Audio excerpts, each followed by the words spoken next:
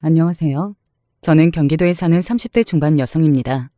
결혼한 지는 이제 막 4년 정도 되었네요. 아직 아이는 없어요. 남편과 같이 병원에 가봤지만 둘 다 문제가 없다는 이야기만 들었습니다. 요즘은 딱히 문제가 없어도 임신이 안 되는 경우도 많잖아요. 그걸 난임이라고 부르고요. 그래서 최근에는 난임 치료를 받아볼까 그런 고민을 하고 있던 차였어요. 아마 그 일이 없었다면 남편과 함께 치료를 받았을지도 모를 일이죠. 지금은 아이가 없는 게 다행이라는 말까지 듣고 있으니까 말입니다. 왜 그렇게 됐는지에 대한 이야기를 오늘 하려고 합니다. 저와 남편은 연애 결혼했습니다. 남편이 저를 많이 좋아해줬어요. 저는 딱히 누군가를 엄청나게 사랑해보거나 했던 적이 없어서 저를 그렇게 사랑해주는 남편이 참 고마웠고 또 주변에서 늘 내가 좋아하는 사람보다는 나를 좋아해주는 사람과 결혼하는 게 맞다고들 했었기 때문에 남편과 결혼을 하기로 마음 먹었습니다. 지금이야 지나간 일이니 과거가 조금 미화되기도 했겠지만 그 시절 남편은 저에게 정말 잘했고 좋은 사람이었어요. 뭐 지금은 변했으니 제가 이런 이야기를 하는 거겠죠. 결혼을 준비하는 과정과 신혼 초기에 저의 골칫거리는 시어머니밖에 없었습니다. 요즘에는 그런 시어머니 정말 거의 없다고들 하던데 저희 시어머니는 그런 분이셨어요. 어떤 분이냐고요? 유별나고 또 아들을 며느리에게 빼앗겼다고 생각하는 옛날 가부장적인 그런 시어머니 말입니다. 당연히 저를 탐탁치 않아 하셨습니다. 아니, 우리 아들이 오죽 잘나야죠. 아휴, 세상의 모든 엄마가 자기 자식이 제일 잘났죠. 제 눈에도 저희 딸이 너무 잘난 걸로 보여요. 아니, 그렇게 생각하는 거랑 진짜 그런 건 다르죠. 그건 자기 자식 예쁜 고슴도치고 저희 아들은 진짜 잘난 게 맞잖아요. 이게 무슨 상황에서 있었던 대화냐면 결혼하기로 하고 혼수나 예단 문제를 상의하는 과정에서 나온 대화예요. 자기 아들이 너무나 잘났다고 생각하시는 시어머니는 저희 집안에 많은 것을 바라셨습니다. 뭐 결과적으로는 원하시는 것들 다 못 얻어내긴 하셨어요. 제가 중간에서 그렇게는 못하겠다고 단호하게 이야기했기 때문에 남편이 두 팔 벗고 나섰었거든요. 시어머니는 그것 때문에 아직도 저에 대해서 굉장히 꽁에 있으시고 말입니다. 아니 남편은 잘난 사람이긴 했지만 시어머니의 말처럼 어마어마할 정도는 아니었어요. 다만 한 가지 인정하는 부분은 넉넉지 않은 집안 환경에서 과외나 학원 한 번 다닌 것 없이 좋은 대학에 가고 대기업에 취직한 것. 그건 저도 인정하는 부분이긴 했어요. 저희 집은 남편 집보다 부유했거든요. 아버지는 전문직에 종사하셨고 어머니도 외갓집이 대대로 땅 부자인 집안이라 물려받으신 재산이 꽤 되는 편이었고 말입니다. 저도 좋은 대학을 나와서 나름 괜찮은 회사를 다니고 있었고요. 사실 객관적으로 집안이 가진 재산이나 조건들은 저희 집이 훨씬 좋은 편이었어요. 하지만 시어머니는 그런 거에 상관없이 그저 자기 아들이 세상에서 제일 잘난 사람이었습니다. 뭐 처음에는 아들이 그렇게 혼자 노력해서 성공했다는 이야기를 들으니 어깨에 힘이 들어갈 만하기도 하다라고 생각했지만 시어머니는 그 정도가 심한 편이기는 했습니다. 예, 취직하고 동네 중매서는 아줌마들이 난리가 났었다. 너는 너희 집 조건이 우리 집보다 훨씬 좋아서 너 남편이 장가를 잘 갔다고 생각할지는 몰라도 변호사에 약사에 조건 좋은 여자들이랑 선자리가 넘쳤었어. 그게 정말인지도 모를 뿐더러 설사 사실이라고 한들 선을 본다고 무조건 다 결혼하는 것도 아닌데 하는 말을 해주고 싶었지만 시어머니는 그런 생각을 하지 않으시는 듯 했기 때문에 굳이 토를 달지는 않았어요. 제가 가진 조건이 훨씬 좋았음에도 불구하고 언제나 제가 시집을 정말 잘 왔다는 듯 이야기하는 시어머니가 나중에는 점점 적응되었습니다. 뭐 이런 게 세뇌라고 하면 세뇌인 거겠죠. 하지만 그런데도 저는 시어머니 말을 고분고분 다 듣는 며느리는 아니었어요. 사실 요즘 시대가 어느 시대인데 일하는 며느리를 시집살이 시키려고 드냐고요. 집안 행사가 있는데 네가 와서 상을 좀 다 차려야겠다. 제가 왜요? 집안 행사라고 하지 않았니? 저희 집안 행사도 아니고 저는 우리 집 행사 때 남편 보고 일하라고 안 하는데요. 사위랑 며느리랑 같니? 아니, 다를 건 뭔데요? 저도 저희 집 자식이고 저도 돈 벌어요. 너는 어떻게 어른이 말하는데 한마디도 안 지니? 와서 하라면 좀 해. 그 많은 음식을 혼자 어떻게 해요? 회사도 가야 하는데 상식적으로 말이 안 되잖아요. 회사는 하루 휴가 내면 될 거 아니니? 내가 우리 며느리가 음식 해준다고 동네방네 자랑 다 해놨는데 시어머니 면 안석에 이럴 거니? 아니 어머니, 그걸 왜 저랑 상의도 없이 자랑하신 건데요? 그렇게 이야기하니 고래고래 소리를 지르며 어른이 하라면 할 것이지 말이 많다는 둥, 요즘 애들은 이래서 안 된다는 둥 정말 난리를 치시더라고요. 하지만 저는 그 많은 손님을 대접할 수 없었습니다. 그럴 능력도 안 됐고 그러고 싶지도 않았고요. 그래서 집에 출장 뷔페를 보냈어요. 사실 그것도 하고 싶지 않았는데 나중에 무슨 말을 어떻게 듣게 될지 몰라서 그냥 보냈습니다. 능력 있는 며느리를 보니 이런 출장 뷔페 같은 것도 먹어본다며 집안 어르신들이 저를 칭찬하는 말들을 하셨다고 하더라고요. 요즘은 이런 음식들도 다들 맛있고 좋은 재료만 써서 집에서 하는 건 못지 않다면서 말이죠. 시어머니는 빈말이라도 며느리가 잘났다는 말을 듣는 걸 힘들어하시는 타입이셨어요. 지가 직접 요리해서 대접해야 하는 건데 이건 성의가 없는 거죠. 맞벌이 하는데 음식까지 다 대접할 시간이 어딨나. 그리고 요즘 같은 시대에는 돈이 곧 성이야. 이런 것도 안 하는 며느리가 널렸는데 자네는 며느리 복 많은 줄 알아. 며느리 복이 많기는 뭐가 많아요? 이게 다 우리 아들이 잘나서 그런 거지. 요즘 며느리한테 그랬다가는 아들이 쫓겨난다니까. 잘해. 아이쿠, 뭐 이혼하면 저만 좋네요. 약사, 변호사 며느리 다시 보면 되지. 대체 그런 근거 없는 자신감은 어디서 나오는 건지 늘 묻고 싶었습니다. 그런 여자들이 이혼남이 된 남편을 거들떠나 보냐고요.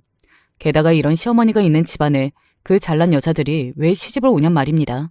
하지만 시어머니는 자기 아들이 정말이지 대단한 사람이라고 진심으로 생각하고 있었기 때문에 그런 이성적인 말은 통하지 않았습니다.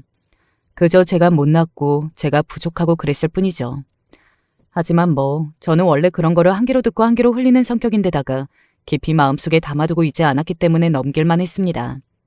누가 봐도 시어머니가 말도 안 되는 어거지를 피우고 계시는 중이었기도 했고 무엇보다 남편이 저에게 굉장히 많이 미안해했었거든요.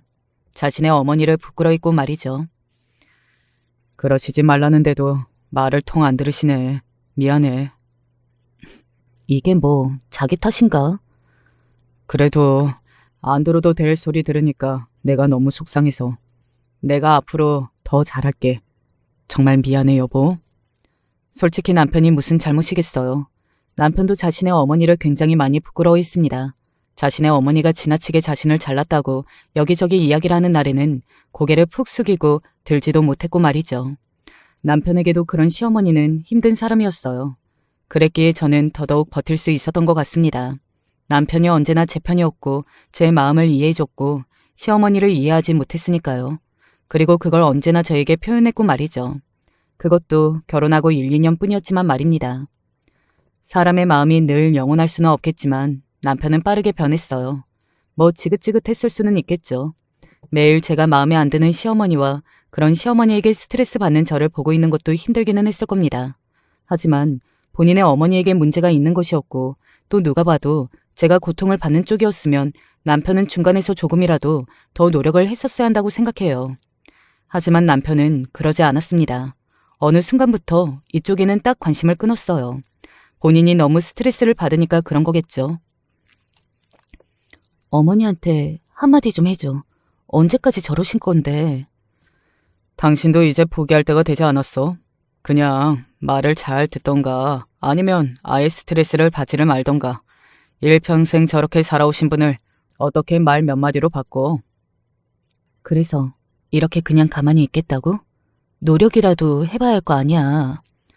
아, 몰라. 시끄러워. 일 다녀와서 피곤한 사람 이렇게 붙들고 늘어져야겠어? 뭐? 붙들고 늘어져? 그리고 일은 당신만 해? 나도 일해. 나도 일하고 와서 당신 엄마 잔소리까지 듣고 있다고. 제가 그렇게 이야기하면 남편은 저를 보고서 한숨을 푹 쉰 뒤 그대로 서재로 들어가 나오지 않았습니다. 그렇게 가방을 쓰게 되는 날도 잦아졌고 말이죠. 저는 점점 지쳐가고 있었어요. 힘든 회사 일, 생기지 않는 아이, 그리고 남편과의 불화, 그리고 그 모든 것의 원인이 되는 시어머니의 유난까지 말입니다. 시어머니의 그 유난스러움만 없었다면 아마 다른 건 다 버틸 수 있었을지도 몰라요. 그즘 진지하게 이혼을 생각하게 됐던 것 같아요. 주변에서도 그런 시어머니는 나아질 것 같지 않으니 하루라도 빨리 아이가 없을 때 헤어지는 게 맞다는 이야기를 많이들 했었고, 게다가 남편에게마저 정이 떨어지고 있었으니 말입니다. 이런 문제는 질질 끌어봐야 좋을 게 없다고 말이죠. 그러던 와중에 여동생이 결혼하겠다고 집으로 남자 하나를 데리고 왔어요. 참 착하고 잘생겼고 참한 청년이었습니다. 집안도 좋았고 말이죠.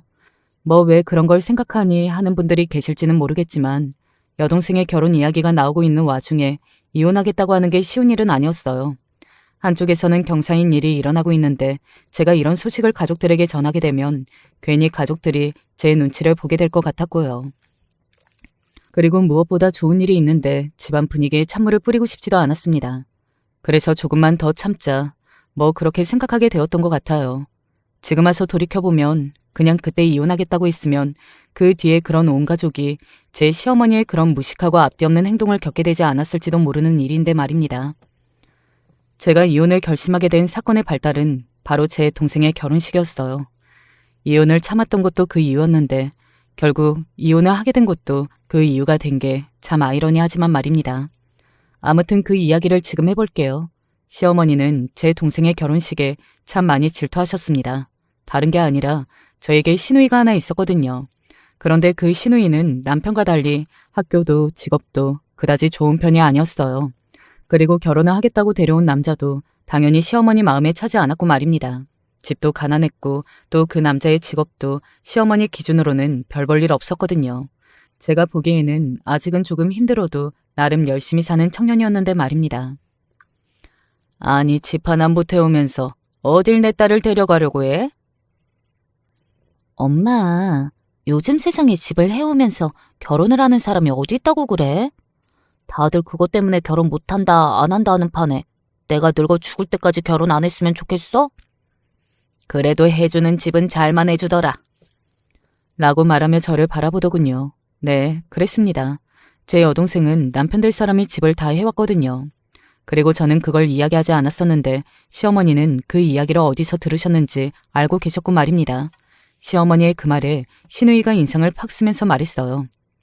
언니네는 언니네도 잘 살고 그리고 언니 동생분은 학교도 잘 나왔고 직장도 좋고 나보다 훨씬 조건이 좋잖아. 나랑은 다른 게 당연한 거지. 시누이의 그 말에 시어머니는 굉장히 자존심이 상한 듯 보였습니다. 시누이의 팔을 꽉 꼬집더군요. 제 앞에서 무슨 그런 이야기를 하냐는 얼굴로 말이죠. 뭐가 그렇게 다르다고? 하지만 자신의 엄마가 마음에 들지 않았던 시누이는 시어머니의 그런 눈치에도 입을 다물 생각이 없어 보였어요. 솔직히 이야기하자면 저는 시누이의 그런 말들이 굉장히 속이 시원하기는 했습니다. 다 맞는 말이기도 했고 말이죠. 엄마, 입은 비틀어졌어도 말은 바로 하라고. 엄마가 보기에 언니네 집안이랑 우리 집이 진짜 비슷하다고 생각해? 그리고 내 조건이 언니 동생 조건이랑 정말 비슷하다고 생각하냐고. 아무리 팔은 안으로 굽고 제 새끼는 예쁘다지만 엄마는 조금 심해. 시어머니는 입을 앙다물고 시누이를 노려보기만 했습니다. 거기서 무슨 말을 더 하고 싶은 듯 보였지만 자신이 무슨 말을 더 하면 시누이가 또 다른 말을 할까봐 겁이 났을 거예요. 그저 마음에 안 드는 얼굴로 시누이의 팔을 꼬집는 거 말고는 아무것도 하지 못하더군요. 그 이후로 시어머니의 노골적인 질투는 계속되었습니다. 제부될 사람이 뭐 한다고 했니? 사실 그 질문에도 대답하고 싶지 않았어요. 제 대답을 들으면 보나마나 저에게 히스테리를 부릴 게 뻔했기 때문입니다. 하지만 또 말해주지 않으면 대답을 들을 때까지 괴롭히는 타입이셨거든요. 그래서 그냥 말했어요. 의사요. 피부과 의사. 제 말에 시어머니의 입이 눈에 띄게 삐죽이는 게 보였습니다. 아마 더 비교되기는 했을 거예요. 같은 시기에 결혼 이야기가 나오는 중인데다가 제 동생과 시누이는 나이도 1살 차이밖에 나지 않았거든요. 그런데 본인의 사윗감은 마음에 안 드니 모든 게 다 빈정이 상했을 겁니다. 그 심정은 이해를 해요. 그걸 잘못된 방법으로 표출하고 저에게 스트레스를 푸신 게 문제였지만 말입니다. 니들 자매는 어쩜 그렇게 시집을 잘 갔니? 발자가 아주 좋아 늘어졌네. 늘어졌어. 딱히 잘 간다고 생각해 본 적 없는데요. 뭐? 아 그럼 못 갔다는 소리니? 아니, 그냥 그건 저랑 저희 동생도 잘났으니까 그런 거죠. 모자란 게 딱히 없는데 뭐가 잘 간 거예요? 어머머머, 얘 말하는 것 좀 봐라. 우리 아들이 너보다 훨씬 잘났지? 그 말 밖에 가서 한번 해보세요. 다들 어머니 속으로 욕해요. 어머, 얘, 말 다 했어? 그쯤에 저는 더 이상 참지 않았거든요. 사사건건 저를 무시하는 발언에 이미 질질대로 지쳐있기도 했고 여동생이 결혼하고 나서 신혼여행을 하고 올 쯤에는 이혼 이야기를 꺼내야겠다는 생각도 하고 있을 때였고 말이죠. 뭐 남편과 시어머니는 그런 제 속내를 몰랐지만 말입니다. 너는 아이를 못 가지는 것만으로도 마이너스 100점이라는 걸 왜 몰라? 해서는 안 될 말씀을 하시더군요. 그건 제 탓이 아니었어요. 아이를 못 가지는 걸로 여자 탓을 할 수 있는 건 조선시대였지. 지금같이 병원에서 검사하면 결과가 다 나오는 시대에 무슨 그런 억지를 부린단 말입니까? 제가 정색을 했습니다. 무슨 그런 무식한 말씀을 하세요? 병원에 가서 다 검사 받아봤다고, 둘 다 문제 없는 걸로 나왔다고 이미 말씀드렸잖아요. 병원 말도 안 믿으시는 거예요? 너 말 다 했니? 시어머니한테 무식하다니. 논리적인 반박이 어려운 부분은 쏙 빼고 저런 식으로 자신이 기분 나쁜 거에만 꽂혀서 화를 내시는 분이었습니다. 그래서 말이 안 통하는 분이었군 말이죠. 그 사실을 알았기 때문에 그동안은 말이 길어질 것 같으면 제가 입을 다무는 쪽을 선택했었는데 안 살 걸로 생각하니까 정말 못 참겠더라고요. 그동안 들어온 폭언들도 너무나 억울했고 말이죠. 그래서 그날 다 쏟아냈습니다. 그렇게 본인 자식들 귀하다 예쁘다 하시는 분이 왜 남의 자식한테는 이렇게 막대하세요? 저도 저희 어머니 저희 아버지한테는 세상에서 제일 귀하고 잘난 딸인데 어머님이 왜 저를 자꾸 무시하시느냐고요. 제가 도대체 모자란 그 조건이 뭔데요? 어머머머 얘 봐라. 그렇게 억울하시면 며느리 진짜 다시 보시던가요. 그리고 아가씨한테도 절대 눈에 흙이 들어가도 그 결혼 안 된다고 들어 누우시던가요. 어머님도 내심 그보다 나은 조건의 며느리나 사위 드릴 수 없다는 거 아시니까 그렇게까지는 못하시는 거 아니세요? 시어머니는 제 말에 입만 떡 벌리고 있었습니다. 제가 그렇게 화를 내는 건 처음 봤으니 놀라기는 했을 거예요.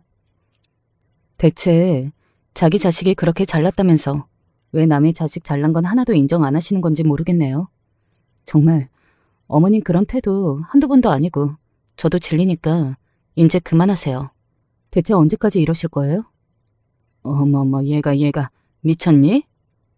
시어머니는 그렇게 이야기하며 뒷덜미를 잡았고 저는 한참을 더 씩씩대다가 집으로 돌아왔습니다. 뭐 그간 당한 걸 모두 풀지는 않았지만 그래도 어느 정도 마음이 풀리기는 했어요. 하고 싶은 말은 하고 살아야겠다는 생각이 들더군요. 어차피 정리할 생각도 있는 마당에 더 이상 참고 있고 싶지도 않았고요. 사실 거기까지만 하더라도 그냥 생각만 했었습니다. 남편과 이혼 말이에요.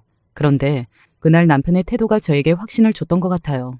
이 남자와는 더 이상 못 살겠다는 그 확신 말입니다. 오늘 어머님이랑 싸웠어? 남편이 집으로 돌아오자마자 저에게 그렇게 묻더군요. 그래서 대답했습니다. 그걸 싸웠다고 하지는 않지. 그동안 당하고 살았던 거에 대해 내가 할 말을 한 거지. 어머니가 우시면서 전화했던데? 뭐라고? 내가 며느리한테 이런 취급 당하고는 못 산다고. 당신이 뭐 주제를 모른다는 둥, 배부른 소리 한다는 둥, 정신 차리라는 둥 그런 이야기 했다며? 뭐 직접적으로 그런 말을 한 건 아니지만 따지고 보면 그런 이야기인 건 맞잖아요. 그래서 딱히 부정을 하지는 않았습니다. 그랬더니 남편은 제가 정말로 그렇게 말을 한 줄 알고 버럭 화를 내더군요. 아무리 어머니가 당신한테 심하게 하셨기로써니 그래도 어른인데 그런 말을 하면 어떡해. 너무 심한 거 아니야? 기가 차더군요. 그간 시어머니가 저에게 해온 폭언들을 바로 옆에서 보고 들었으면서 어떻게 저에게 그런 말을 할 수가 있는 건지 정말 남은 정이 다 떨어지는 기분이라는 게 이런 걸 두고 하는 말이구나 하는 생각이 들었던 것 같습니다. 내일 당장 어머니한테 가서 사과해. 내가 왜? 내가 왜? 당신이 잘못했잖아. 나는 내가 잘못했다고 생각 안 하는데. 나는 그럼 뭐 계속 어머니한테 막말 듣고 살아야 한다는 거야 뭐야? 내가 그런 말 들을 때는 가만히 있더니 자기 엄마가 그런 말 들었다고 분하다고 전화하자마자 나한테 이렇게 달려와서 사과하라느니 말라느니 그간 귀찮아서 참견 안 한 게 아니라 그냥 당신도 어머니랑 같은 생각이었던 거네? 제 말에 전곡을 찌른 건지 어쩐 건지 남편은 잠시 아무 말을 하지 않고 있다가 다시 저에게 확인하듯 물었습니다. 그래서 어머니한테 죄송하다고 사과 안 할 거라는 말이지? 안 할 거야. 내가 이혼하자고 해도? 웃음이 나왔습니다. 뭐 그걸 겁내할 줄 알았나 보더라고요. 해. 그런 제 말에 당황한 건 남편이었어요. 남편은 이혼이 자기 딴에는 엄청나게 큰 무기였나 보더라고요. 평소에 말하고 다니는 것만 봐도 서른이 한참 넘은 여자가 이혼해서 다른 곳에 어떻게 다시 시집을 가냐. 자기한테 붙어서 잘 살아야지. 뭐 그런 생각을 했겠죠. 그런데 제가 아무 고민 없이 하자고 하니까 본인도 당황한 거라고 말입니다. 당신 진짜 이런 사람이었어? 내가 할 말을 하고 있네. 나도 실망이 이만저만이 아니니까 이혼하고 싶으면 해. 누가 지금 이혼을 무서워한다고. 그걸 무기로 들고 와서 나를 협박해? 진짜 가짜나서. 남편은 정작 정말 이혼을 생각해 본 적이 없는지 그러고나 아무 말 없이 서재로 또 들어갔습니다. 그 이후로 제가 그 집을 나오기 전까지 계속 각방 생활을 했어요. 아마 본인도 머리를 엄청나게 굴리기는 했을 겁니다. 인제 와서 이혼한다고 해도 저보다 조건이 좋은 여자와 결혼할 수도 없을 거고 또 자기가 이렇게 세게 나오면 제가 굽힐 줄 알았는데 그러지 않아서 당황을 했겠죠. 그 마음이 뻔히 보여서 그냥 우스울 뿐입니다. 아무튼 저희 사이에는 그런 일이 있었어요. 시어머니는 자기가 아들에게 이르면 제가 호다닥 달려가서 사죄를 할 줄 알았는데 그러지 않아서 또 당황한 것 같더라고요. 아니 정말 웃기지 않나요? 제가 뭐가 무서워서 그런단 말입니까? 그러고 며칠간 조용했어요. 아마 시어머니도 남편도 제가 조용하게 있으니 이혼은 겁준다고 한 말이라고 생각하는 모양이었습니다. 그렇지 않고서야 또 슬그머니 제 신경을 긁지 않았을 테니 말이죠. 한날은 시어머니가 부르더군요. 사돈처녀 결혼식에 사람 많이 온다니? 아무래도 많이 오겠죠. 저희 부모님 인맥이 많으시니까. 그래도 축하하는 사람은 많으면 많을수록 좋지 않니? 또 무슨 생각으로 무슨 이야기를 하려고 그러나 싶어서 시어머니를 그냥 빤히 쳐다봤습니다. 시어머니는 웃으며 이렇게 이야기를 하더군요. 사돈처녀 결혼식을 호텔에서 한다고 하니까 주변의 지인들이 한번 가보고 싶다고 호들갑을 부려서 말이야. 내 지인 몇 명 데리고 가도 되겠니? 너도 그런 화려한 결혼식 주변에 자랑도 좀 하고 축하하는 사람 많으면 사돈처녀도 좋고 다 좋은 거니까. 사실 별 생각 없었거든요. 이미 부모님과 저 그리고 동생의 지인으로 결혼식에는 사람이 굉장히 많이 올 예정이었습니다. 그런데 무슨 꿍꿍인지는 몰라도 일단 말을 그렇게 하시는데 제가 반대를 하기도 그렇잖아요. 좋은 날 축하하러 오신다는데 말입니다. 그리고 뭐가 이득이 되는 게 있다고 사돈처녀 결혼식 날 깽판을 부릴 것도 아니고 말이죠. 잠시 고민하다가 고개를 끄덕였어요. 그렇게 하세요. 라고 말이죠.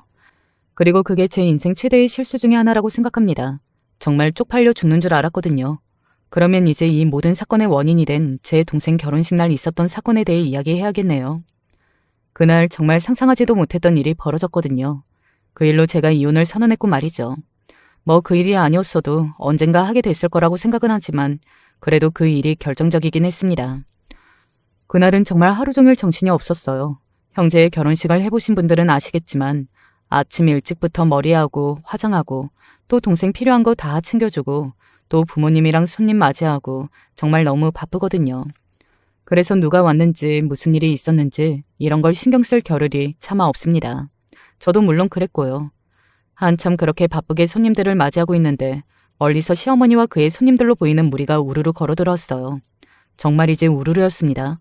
얼핏 봐도 10명은 남짓 되어 보이는 인원이었어요. 그 인원에 저도 당황하고 엄마도 당황하고 아빠도 당황했습니다. 심지어는 남편마저 당황했으니까요. 시어머니는 먼저 저에게 이야기를 했습니다. 우리가 사돈처녀 축하해주러 왔다. 저는 그런 시어머니에게 뭐라고 대꾸해야 할지 몰라 그냥 바라만 보고 있었습니다. 그런 제 반응에 시어머니는 저희 엄마에게 말을 걸더군요. 아이고, 사돈 축하드립니다. 네. 손님들이 많이 오셨네요. 이런 경사 여럿이서 축하하면 좋은 일이니까요. 그런데 축의를 받으시네요? 저게 지금 무슨 소리야? 하는 마음으로 시어머니를 봤습니다. 네? 엄마도 당황했는지 그렇게 되물었어요. 아니, 그렇게 부잣집이랑 사돈을 하신다고 해서 저는 또 혹시나 축의를 안 받으시나 했죠. 네. 거기다 무슨 대답을 할 수 있겠어요. 그냥 그 노골적으로 저나 저희 부모님 기분을 잡치게 하기 위한 말들의 인상을 쓰려고 했는데 남편이 나섰습니다. 자기가 보기에도 자신의 어머니가 부끄러웠던 모양이었어요. 엄마, 왜 이러세요? 내가 왜?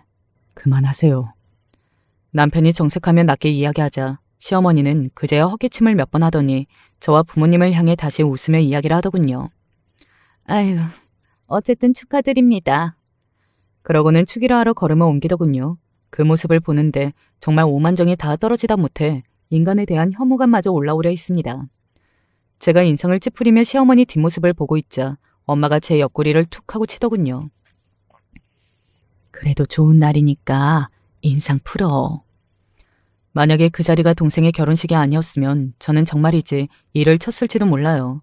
동생의 결혼식이니 큰 소리를 내지 않고 참은 거지 말입니다. 어떻게 남의 집 경사에 저렇게 초를 치는 행동을 할 수가 있는 건지 정말 그 심보가 못돼 먹은 게 제일 짜증이 났어요. 남편은 그 이후로 그날 하루 종일 제 눈치를 봤습니다. 자신이 보기에도 자신의 어머니가 심하긴 했던 거죠 뭐. 아무튼 그날은 그렇게 결혼식을 잘 마쳤어요. 그날 문제도 조금 많았습니다. 동생이 또 사돈댁에서 왔다고 신경 써주느라 원래 예약이 되어 있는 식사가 아닌 한 단계 더 업그레이드된 식사를 대접했거든요. 그것도 시어머니 포함 10명이나 되는 분에게 말이죠. 그런데 결혼식 다음 날 동생에게 전화가 왔습니다. 동생도 상당히 당황한 말투였어요. 언니, 이거 이야기해야 하나 말아야 하나 했는데 그래도 일단 언니는 알고 있어야 할 것 같아서. 동생은 굉장히 조심스러운 말투로 저에게 이야기를 시작했습니다. 저는 무슨 이야기인가 했어요. 그리고 뒤이어한 동생의 말에 저는 이성을 잃었던 것 같습니다. 언니 시어머니 분이 축의를 5만 원 하셨거든? 이걸 돌려받아야겠다. 뭐 그런 건 아닌데 그래도 너무 예의가 아니잖아. 언니도 일단은 알고 있어야 할 것 같아서. 정말 얼굴이 화끈거리고 화가 머리끝까지 치솟는 기분이었어요. 그건 돈이 아까워서가 아니라 저희 가족을 농락한 거나 다름이 없습니다. 어떻게 축의로 5만 원을 하고 식권을 10장을 받아갈 수가 있느냐 말입니다. 게다가 업그레이드된 식사라 사람 한 명당 20만 원인 식권이었어요. 단순히 돈의 문제가 아니었습니다. 이건 저희 가족을 우습게 보고 저에게 못되게 굴고 싶은 시어머니의 그 마음이 고스란히 느껴지는 행동이었어요. 저는 참을 수가 없었습니다. 정말 끝이구나 하는 생각이 들었던 것 같아요. 저는 원래 작성해두었던 이혼 서류를 꺼냈습니다. 이걸 꺼낼 날이 생각보다 빨리 왔다고 생각하면서 말이죠. 그리고 여동생에게 이야기해 그 식권의 청구서를 받았어요. 200만 원에 대한 청구서 말입니다. 그리고 남편에게 전화를 했습니다. 오늘 나 반차 쓰고 당신 집으로 가니까 당신도 지금 당장 튀어와. 왜? 무슨 일인데? 급한 일이야? 나 회사 일 바쁜데. 오기 싫으면 오지 마. 내가 무슨 짓을 저지를지 나도 모르겠으니까. 그렇게 말하고는 전화를 끊었습니다. 오든지 말든지 상관없었어요. 어쨌든 저는 그날 끝장을 낼 계획이었으니까요. 그렇게 비장하게 시댁으로 향했습니다. 손에는 이혼 서류와 200만 원인 식대 청구서를 들고 말이죠. 네가 이 시간에 집에 무슨 일이냐? 시어머니는 평일 오후에 찾아온 저를 보고 그렇게 물었지만 표정이 이미 제가 왜 찾아왔는지 알고 있는 표정이었어요. 그리고 본인도 본인이 한 일이 얼마나 치졸하고 모양이 빠지는 일인지 이미 알고 있다는 듯 어딘가 긴장한 것처럼 보였고 말입니다. 그럴 거면 왜 그런 짓을 벌였나 몰라요. 그냥 순간적으로 본인의 화와 질투심에 못 이겨 그런 행동을 한 거겠죠. 그 행동이 어떤 결과를 가져올지는 생각도 하지 않고서는 말입니다. 5만 원 내셨더라고요. 10명이서 밥 먹으면서. 제 그 말에 시어머니는 움찔한 것 같았지만 이내 배째라는 식으로 당당하게 말을 했어요. 축하해 주러 간 자리인데 좋은 마음으로 간 사람한테 돈 이야기를 하는 건 아니지 않니? 그리고 돈도 많은 집이랑 결혼하는 결혼식인 것 같던데 그 정도는 안 내는 게 어디가 어때서 그러니? 돈을 안 내는 게 문제가 아니잖아요. 그럼 뭐가 문제인데? 우리 가족을 우습게 본 게 문제지. 대놓고 노골적으로 기분 나빠지라고 잔칫날 진상짓 하신 거잖아요. 저는 그걸 용서할 수가 없어요. 제가 동생한테 얼마나 낯이 부끄러웠는지 아세요? 이런 시댁도 시댁이라고. 아직 내가 이러고 사는 게 쪽팔려서 견딜 수가 없었다고요. 뭐? 너 말 다 했니? 덜 했어요. 저는 그렇게 이야기하고 가지고 온 이혼 서류와 청구서를 시어머니 얼굴에 집어 던졌습니다. 정확하게 맞지는 않았지만 어깨 쪽에 그 서류들이 맞고 바닥으로 떨어졌어요. 시어머니는 욱한 것 같더라고요. 이게 미쳤나 지 시어머니한테 지금 이 순간부터 내 시어머니 안 할 거니까요. 시어머니는 그게 무슨 소리인지 잠시 생각하는 듯 하더니 이내 바닥에 떨어진 서류들을 주워 들었습니다. 그러고는 그걸 보고 있는 와중에 남편이 도착했어요. 그래도 겁이 났던 건지 반차를 내고 오기는 왔더라고요. 이게 다 무슨 일이야? 그리고 시어머니도 남편의 등장에 당황한 듯 보였습니다. 네가 불렀니? 네, 제가 불렀어요. 오늘 다 끝장낼 건데 다들 알아야죠. 남편은 지금 무슨 소리를 하냐는 듯 저와 시어머니를 번갈아 봤어요. 시어머니는 제가 그렇게까지 나올 줄은 몰랐던 건지 눈에 띄게 당황했습니다. 아니 그런 짓을 저질러 놓고 제가 이렇게 나올 줄 몰랐다는 것도 너무 웃겨요. 이렇게까지 할 필요가 있니? 그래, 그날 일은 내가 조금 과했다. 그날 일만 과하셨을까요? 딱 그날 일로 이러는 거 아니니까 오해 마시고. 거기 청구서에 적힌 200만 원, 아니 어머님이 5만 원은 내셨으니까 195만 원 저한테 보내주시고요. 그리고 남편을 돌아보며 남편을 향해 말했어요.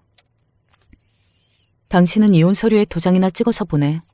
나는 무슨 일이 있어도 반드시 이혼할 생각이니까 소송까지 가기 싫으면 적당한 선에서 합의 이혼하는 게 좋을 거야. 그게 무슨 소리야? 갑자기 이혼이라니 소송이라니? 그건 당신 엄마한테 물어보고. 그렇게 말한 뒤 그 집에서 나왔습니다. 그리고 그대로 짐을 싸서 들고 친정으로 갔어요. 사실 친정 식구들도 은연중에 제가 시댁과 사이가 안 좋다는 것, 그리고 저희 시어머니가 엄청난 사람이라는 건 알고 있었습니다. 그러는 와중에 결혼식에서 그런 일까지 생겼으니 제가 짐을 싸들고 와서 이혼하겠다고 하는 말에도 그다지 엄청나게 놀라지는 않으셨어요. 뭐 올 게 왔다 싶은 심정이었던 것 같습니다. 그래서 제 부모님들은 딱히 여러 질문을 하지 않으셨어요. 그리고 내심 이혼을 반기는 것 같기도 하셨고 말이죠. 그래서 그날은 휴대폰을 꺼놓고 엄마가 해주는 맛있는 음식을 먹고 이른 저녁 잠자리에 들었습니다. 정말 오랜만에 꿀잠을 잤던 것 같아요. 이제 그 인간들이랑 더 이상 같은 식구가 아니라는 사실에 제 마음이 편해졌던 것 같더라고요. 그리고 그 다음날 저와 연락이 되지 않자 남편이 찾아왔습니다. 당연히 뭐 죽을 죄를 지었네. 앞으로는 어머님이 그러지 않게 잘하겠네. 뭐 그런 말들을 했죠. 예측할 수 있는 말이었어요. 그리고 저는 그 말들을 믿지도 않았고 말입니다. 잘 할 수 있었으면 진작에 잘했어야지. 일이 결국 이렇게 되고 나서야 잘못했다는 사람 말을 나보고 믿으라는 거야? 그리고 나는 이제 당신한테도 오만정이 다 떨어졌어.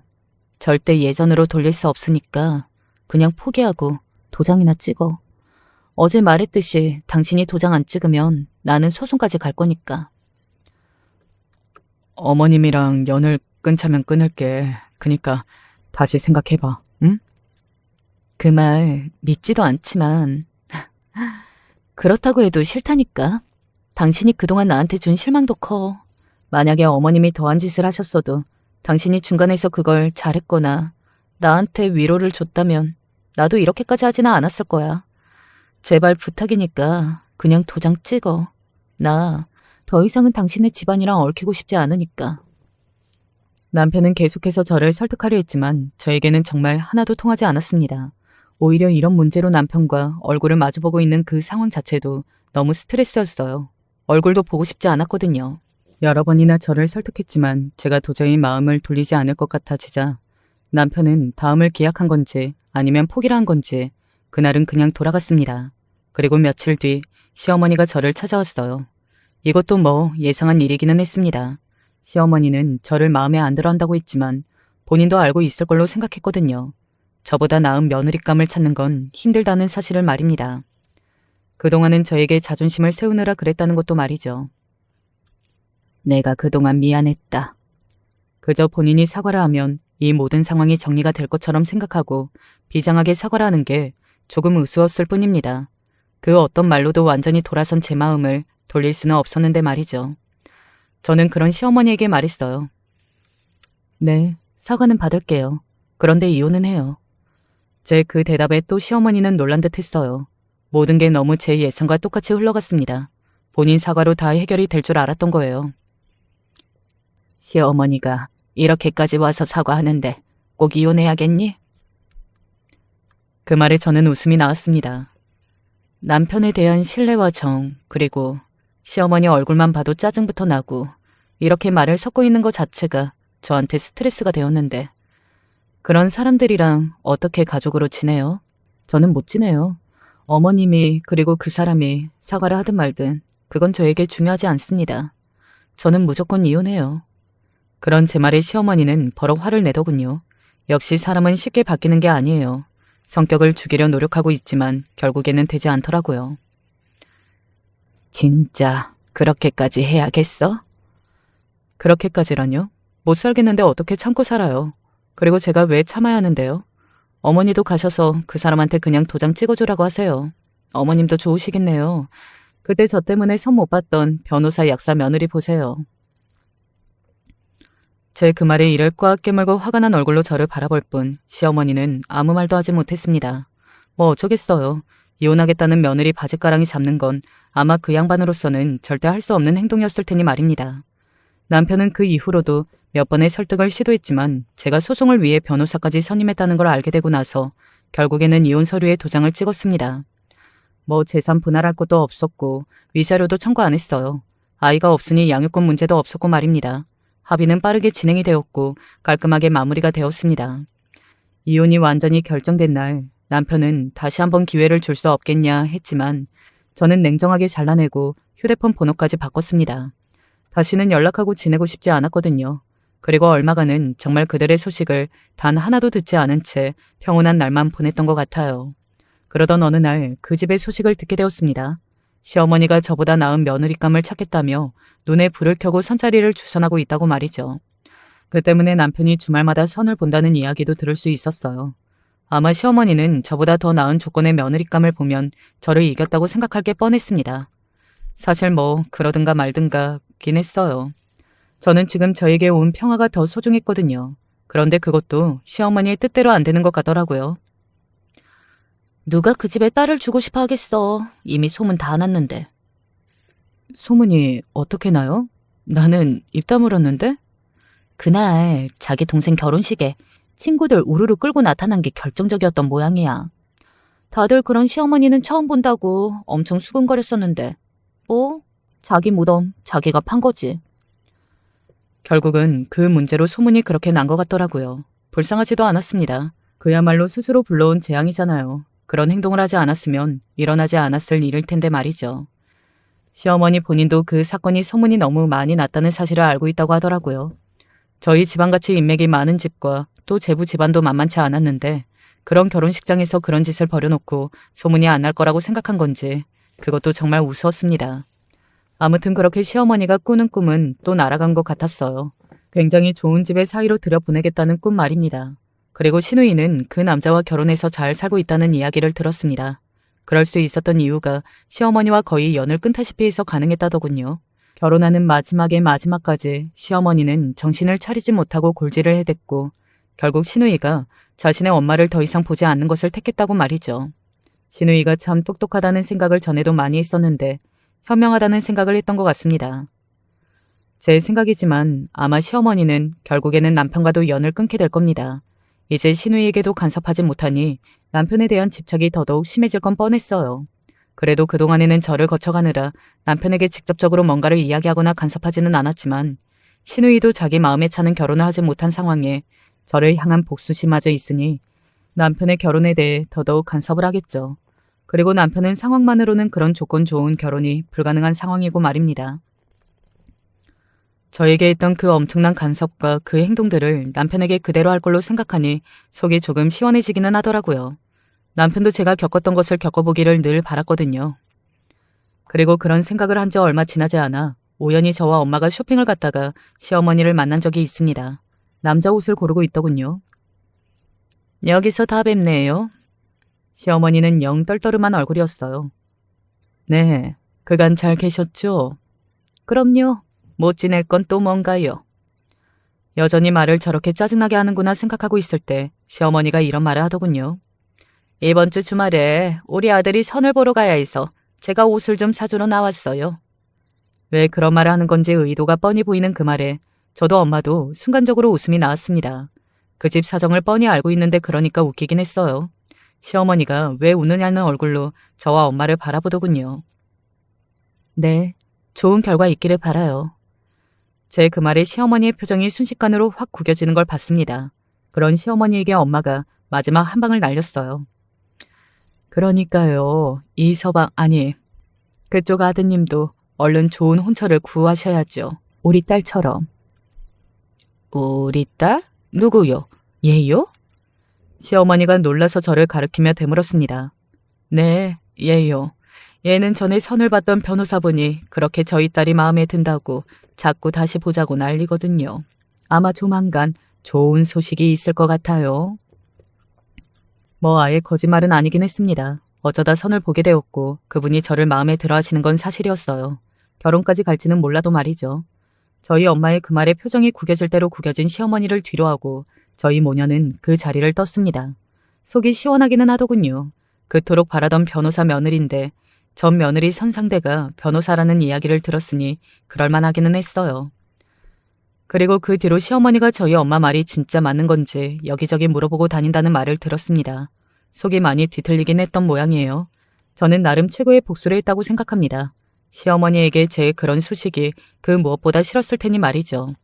그 뒤로 남편에게서 정말 선을 봤냐 하는 연락이 한 번 오기는 했어요. 연락처는 또 어떻게 알았는지 말입니다. 참 웃기죠? 자기는 주말마다 선을 보러 다닌다면서 전 마누라 선을 봤다는 소식 한 번에 그렇게 연락이 오는 게 말입니다. 봤다고 하고 다시는 연락하지 말라고 한 뒤 전화를 끊었어요. 그 뒤로는 지금까지는 연락이 온 적이 없습니다. 남편은 제가 언젠가 용서하고 다시 재결합을 하게 될지도 모른다는 희망을 품고 있었나 보더라고요. 제가 선을 봤다는 소식에 어떻게 그럴 수 있냐는 반응으로 저에게 연락을 한 걸 보면 말입니다.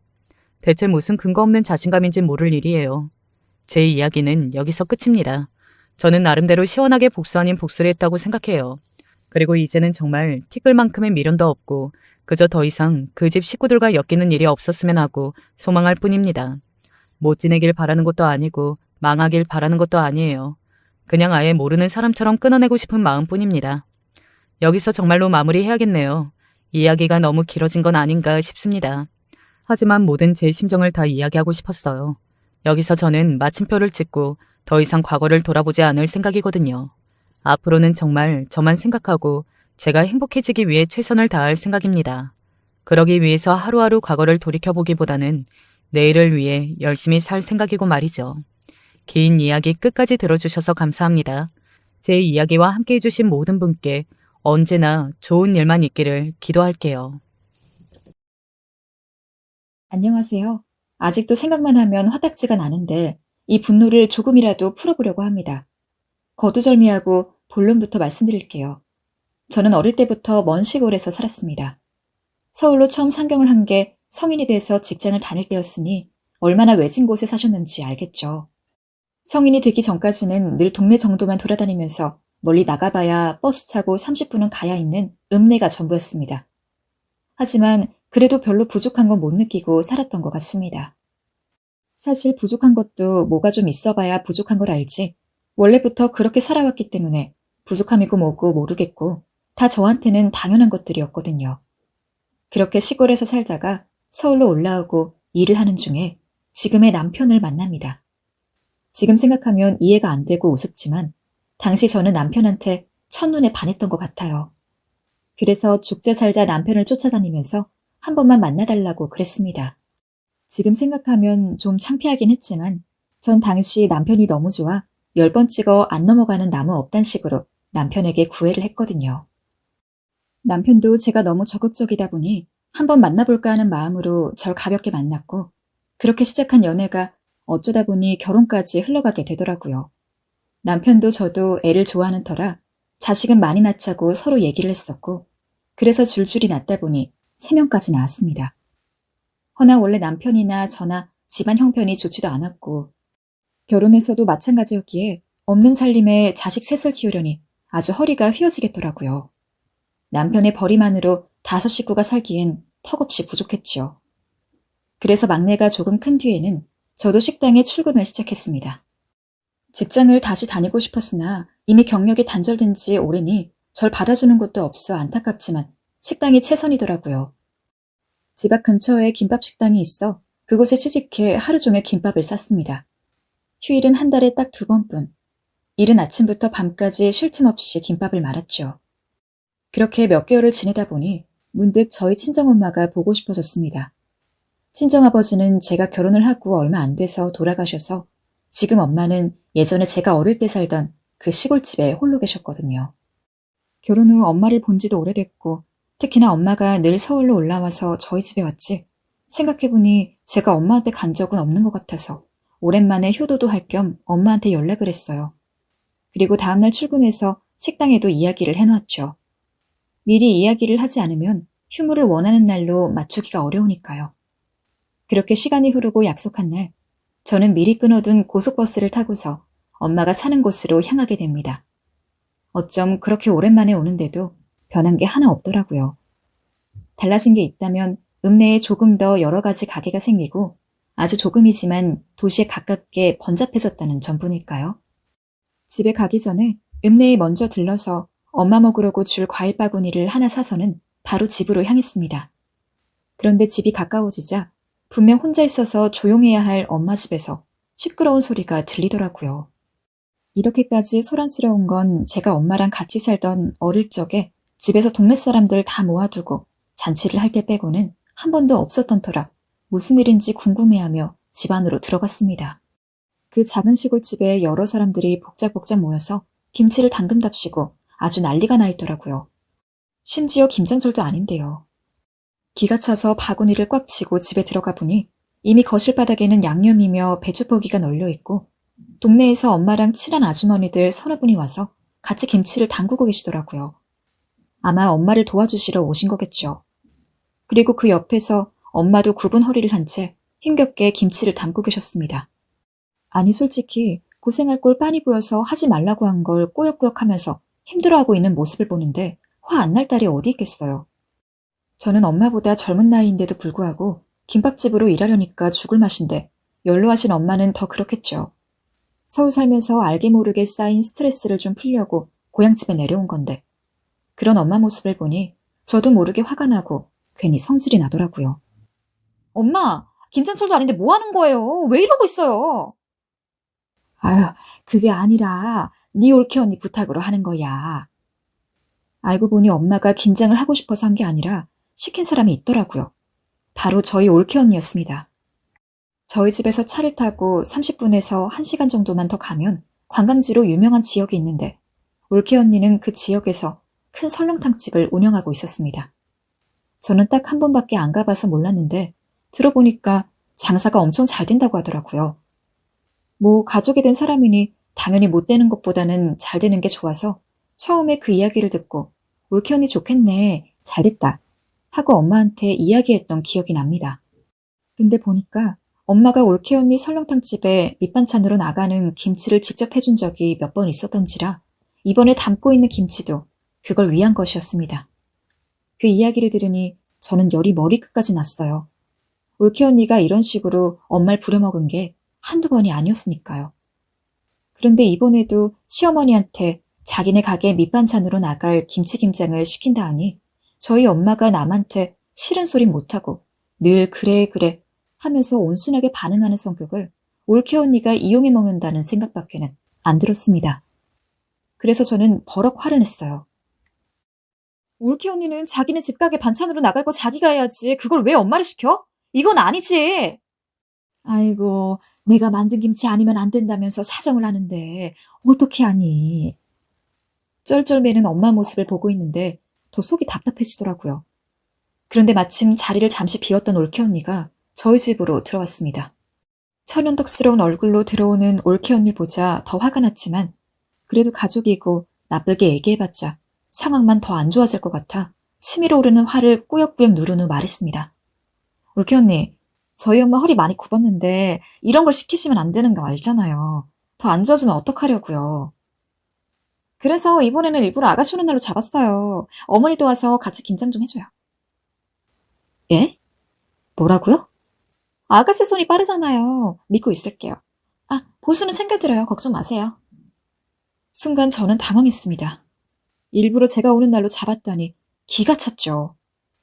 제가 오든 안 오든 엄마한테 이런 걸 시킨다는 게 어이가 없는데 무슨 선심이라도 쓴 것처럼 저 오는 날로 긴장날을 잡았다니. 이건 엄마는 물론이고 저보고도 같이 일하라는 거잖아요. 원래부터 자기 멋대로이고 뻔뻔한 감이 있었지만 그때는 그냥 자기 주장과 의견이 강한 사람이라고 생각하고 좋게 좋게 넘어가려 했는데 이럴 줄 알았으면 오빠 아내고 가족이고 뭐고 초장부터 휘어잡았어야 했다는 생각이 들더라고요. 그리고 가만히 듣자 하니 하는 행동이랑 말이 도가 지나치다는 생각에 이번에 성질을 내서라도 단 한 번만이라도 제대로 말아야겠다 여겼습니다. 그래서 팔을 걷어붙이고 올케 언니에게 한마디를 하려 하니까 제 성격을 귀신같이 아는 엄마가 절 붙잡으면서 참으라고 하는 거예요. 네가 여기서 화를 내봤자 이미 당근 김치를 어쩔 거야. 오늘은 그냥 넘어가자. 응? 좋게 좋게. 너도 여기까지 내려왔는데 얼굴 찌푸려서 갈 거 뭐 있어. 엄마, 그게 말이 된다고 생각해? 그럼 여기서 우리가 이걸 담가야 한다는 말이야? 정연아, 제발 엄마 말 좀 들어줘라. 화는 났지만 엄마가 그렇게 사정을 하니 문득 제가 날뛰면 그 불똥이 엄마한테 튈 것 같다는 생각이 들더라고요. 만약 그렇게 되면 엄마 성격에 당하고만 있을 것 같고요. 그래서 저는 고민을 하다 그냥 엄마를 도와 얼른 끝내버리기로 했습니다. 이번이 정말 마지막이고 다음에도 또 시키면 그땐 진짜 가만 안 있을 거라고 생각하면서요. 하지만 얼른 끝내버린다는 건 있을 수 없는 일이었어요. 저희는 정말 쉬지도 못하고 밥도 못 먹어가며 아침부터 밤까지 김치를 담가야 했습니다. 왜냐하면 그날한 김치가 500포기 정도 됐거든요. 제가 평생 살아도 500포기의 김치를 못 먹을 것 같은데 말이죠. 하지만 더 충격적인 건 당연히 그날 한 양이 전부인 줄 알았더니 다음날도 똑같이 500포기의 김치를 또 담가야 한다더군요. 얼마나 잘 되는 식당이길래 그 많은 김치를 담그라는 건지 허리는 아프고 눈은 침침하고 한숨이 저절로 새어나왔습니다. 그때 남편에게서 전화가 걸려왔고 저는 남편에게 너무 힘들다며 하소연을 했던 것 같아요. 참 김밥집에서 일하면서도 많은 시간 일하긴 했지만 정말 그날은 너무 힘들어서 자면서도 신음소리를 냈던 것 같습니다. 그런데 다음날 일어나 보니 엄마가 허리 통증으로 자리에서 못 일어나시더라고요. 하루에 9분어리로 그 많은 양을 담갔으니 너무 무리하셨던 거였죠. 엄마가 말도 못하고 소리 없이 끙끙 앓고 있는 걸 보니 간신히 참아냈던 화가 다시 들끓는 기분이었습니다. 저는 일단 엄마가 못 일어나게 막고 하루는 무조건 푹 쉬라고 했어요. 안 그러면 허리에 무리 간다고요. 그런데 엄마가 속 터지게 어떻게든 몸을 일으키며 오늘까지 도와줘야 한다고 하는 거예요. 그때 제가 올케 언니가 자기 사리사욕 챙기는 거잖아. 엄마가 왜 아파하면서까지 도와줘야 해? 라고 버럭 소리를 지르니 아유 아니야. 그냥 해주는 거 아니고 돈 받고 해주는 거야. 라면서 어떻게든 올케 언니를 감싸더라고요. 아픈 허리 수술할 수 있을 만큼 큰 돈 주는 것도 아닌데 그까진 몇 푼 더 준다고 해서 살림살이 나아지는 것도 아니잖아요. 진짜 엄마지만 미련하다는 생각이 들더라고요. 돈 받았는데 어찌 안 하니? 해줘야지. 할 수 있어. 걱정 마라. 어떻게든 할 거다. 미련한 저희 엄마는 돈을 받아야 해야 한다며 계속 말씀하셨고 전 그런 엄마를 억지로 높이곤 저 혼자 거실로 나왔어요. 엄마한텐 절대 나오지 말라고 하고요. 그래도 사지 멀쩡한 제가 엄마 대신 김장을 해주는 게 맞으니까요. 그런데 거실로 나가니 올케 언니는 없고 어제 뵀던 아주머니 세 분이 또 오셨더라고요. 인사를 드리곤 그렇게 또 끝나지 않을 것 같은 500포기의 김장을 시작했습니다. 아주머니들은 저희 엄마보다는 정정해 보이셨지만 연이은 김장이 힘드신지 확실히 어제 할 때보다는 땀도 자주 닦으시고 속도도 느려지셨더라고요. 그 바람에 시간은 더 오래 걸리고 저도 덩달아 더 힘이 들었습니다. 그 와중에 올케 언니는 얼굴도 비추지 않았고요. 차마 모르는 아주머니들 앞에서 그래도 가족된 올케 언니를 욕할 수는 없으니 아무 말도 못하고 김장을 하긴 했지만 진짜 속에서는 5만 가지 욕이 끓었어요. 솔직히 제가 이렇게 올케 언니가 나쁜 감정을 가지게 된 건 김장 전에도 여러 가지 일이 있었기 때문이었어요. 저희 올케 언니는 말했다시피 부탁을 쉽게 했고 뻔뻔했어요. 특히 저희 엄마에게요. 어느 날은 엄마에게 전화를 걸었더니 올케 언니 식당에서 설거지를 한다고 하더라고요. 언니가 설거지를 부탁했다고 하면서요. 제가 왜 그걸 해주냐고 하지 말라고 하자 엄마는 어떻게 안 하냐며 그릇들을 씻고 있었고 언니의 일을 도와주고 나면 그날은 하루 종일 앓으시곤 했습니다. 솔직히 사람을 써도 되는 건데 가족이랍시고 허리 구부러진 엄마를 써서 설거지 시킨다는 이야기를 들었을 때 정말 너무도 화가 났습니다. 그런데 거기서 끝이 아니었더라고요. 올케 언니와 엄마가 가깝게 살다 보니 올케 언니가 집안일도 엄마한테 부탁을 했던 모양이에요. 오늘 식당 나가야 해서 청소를 못했다. 빨래를 못 널고 왔다. 애한테 밥을 못 주고 왔다. 이렇게 엄마한테 전화 한 통만 하면 엄마는 또 부탁을 거절하지 못하고 와서 올케 언니의 속옷들을 개고 앉아있고 오빠는 TV를 보며 옆에서 그런 엄마를 보고 있고 제가 남동생을 통해 이 얘기들을 듣고 어찌나 화가 났는지 그날 오빠한테 전화해서 평생 할 욕은 다 퍼부었던 것 같아요. 하지만 제가 이 모든 걸 참았던 건 그냥 엄마의 말 때문이었어요. 엄마가 올케 언니가 남몰래 홍삼이며 건강식품이며 아픈 엄마를 많이 챙겨준다고 했고 안부 전화도 많이 해준다고 했으니까요. 솔직히 명절날 올케 언니가 엄마한테 뭔가를 해준다더거나 고맙다는 말 한마디 하는 걸 본 적이 없었지만 엄마가 거짓말을 했을 리는 없으니 그래도 올케 언니가 엄마 말대로 예의는 아는 사람이거니 했어요. 그런데 이렇게 또 김치 담그는 일을 시켜대니 올케 언니가 정말 그랬을까 의문이 생기는 거예요. 심지어 어제도 제가 엄마네 집에 도착했을 때 뻔뻔한 낯짝으로 일만 시키고 휙 사라졌고요. 물론 말이라도 고맙다고 얘기하거나 자기도 옆에서 좀 도와줬으면 저도 올케 언니한테 이런 반감은 들지 않았을 거예요. 엄마가 담근 김치가 맛있나 보다. 그래, 가족끼리 좀 도와줄 수 있지. 하고 충분히 받아들일 여유가 있었을 겁니다. 오히려 올케 언니가 좋은 사람이었다면 제가 더 팔 걷어붙이고 도와줬을 거예요. 그런데 그저 돈을 주면 다 되는 거라고 생각하는 것 같은 그 뻔뻔한 행동이 저를 너무 열받게 하는 거였죠. 아무리 돈이면 다 되는 세상이라지만 자기들보다 훨씬 어른이고 무엇보다도 부탁을 하는 입장이면 당연히 정중해야 하고 일이 끝났으면 힘든 건 없는지 물어가면서 살뜰하게 챙기는 게 정상 아닌가요? 게다가 다른 사람도 아니고 자기의 시어머니면 더더욱이요. 그런데 전혀 그런 말 없이 당연하게 엄마를 부리려 하니 딸로서 화가 안 날 수 있겠냐고요. 그건 너무 예의도 없고 무례한 거였습니다. 저희 엄마 올케 언니 단 한 번도 시댁살이 시킨 적 없고 돈 버느라 고생한다며 늘 예뻐라만 해주는 분인데 올케 언니가 자꾸만 그걸 악용한다 생각이 들어서 김장을 하는 내내 올케 언니 얼굴이 머릿속에서 떠나질 않았습니다. 그렇게 이른 아침부터 하루 종일 김치를 담그니 드디어 마지막 500포기의 김장이 끝났습니다. 진짜 영원히 끝나지 않을 것 같던 순간이 끝나자 해방감마저 들더라고요. 전 아주머니들에게 너무너무 고생하셨다고 수고하셨다고 말씀드리고 저린 어깨랑 허리를 툭툭 두들기면서 대충 소파에 기대어 쉬었습니다. 얼마나 피곤했는지 저절로 눈이 감기더라고요. 얼른 집으로 돌아가고 싶은 생각이 간절했습니다. 그런데 한 저녁 5시쯤 됐을까요? 제 귀에 익숙한 차 소리가 들리더라고요. 굳이 나가보지 않아도 뻔했습니다. 올케 언니가 평소 몰고 다니는 엄청 큰 고급 외제차가 있는데 엔진 소리가 딱 그 외제차 소리더라고요. 알고 싶지 않아도 워낙 소리가 큰지라 모를 수가 없었습니다. 주차할 곳 없다면서 투덜투덜거리면서도 올 때마다 그 외제차를 끌고 오는 거 보면 올케 언니도 참 대단하다 싶었죠.